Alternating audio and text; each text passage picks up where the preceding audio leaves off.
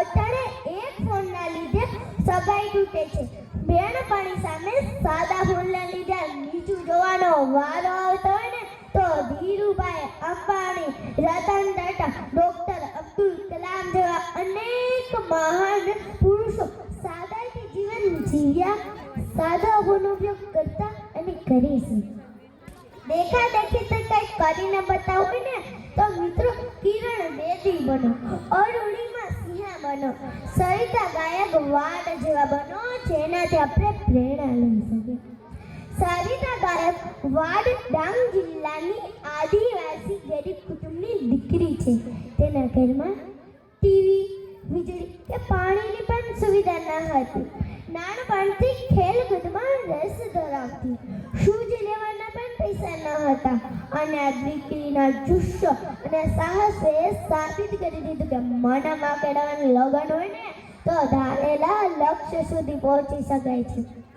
ઇન્ડોનેશિયાના Jakarta ખાતે યોજાયેલ 18મા Asian ગેમમાં ગોલ્ડ મેડલ જીતે છે, જે સમગ્ર ભારતને ગૌરવ અપાવે છે.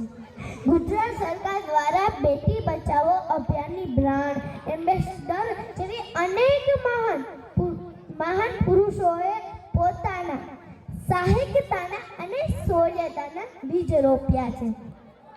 મિત્રો, આપણે આ વાત ક્યારે નહીં ભૂલાય કે કોરોના આવ્યો પરંતુ આપણે એક વાત શીખવીને ગયો છે કે માણસ તેના ઓછા ખર્ચે પણ તેનું જીવન શાંતિથી જીવી શકે છે. મિત્રો, આ સેલ્ફીના જમાનામાં ખોટા ખર્ચા કરવા, દીકરીના ધૂમધામ લગ્ન માટે, દીકરીના પિતા માટે કેટલી મોટી જવાબદારી આવે. દિવસે દેખા દેખી તો વર્ગ તો રોગ કેટલા પરિવાર અને જીવનને વીખી નાખે છે.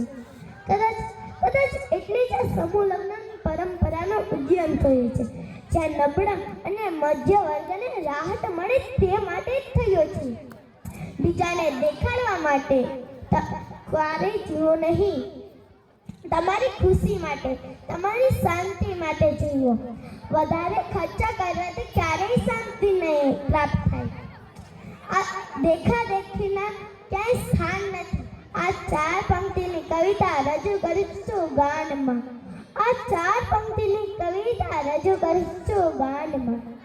ચાલો જિંદગી સાથે એક સમાધાન કરી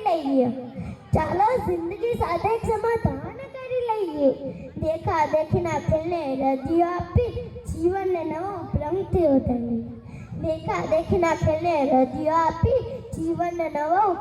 વધારી. બહુ જ હોય છે સમાજની બે ત્રણ, પછી લોન લઈને કરે છે વિતરણ. ક્યાં અટકશે દેખાદેખીનો જમાનો? ઓમાસે ભાવે પેઢી નિમિત્ર. ચર્ચા ચર્ચીનું એક જહાજ ભરી લઈએ. હું મારા શબ્દને વિરામ આપતા એટલું જ કહે, જૂઠા દેખો વાદને તોડી માણસ બન જાય. દૂરદર્શનના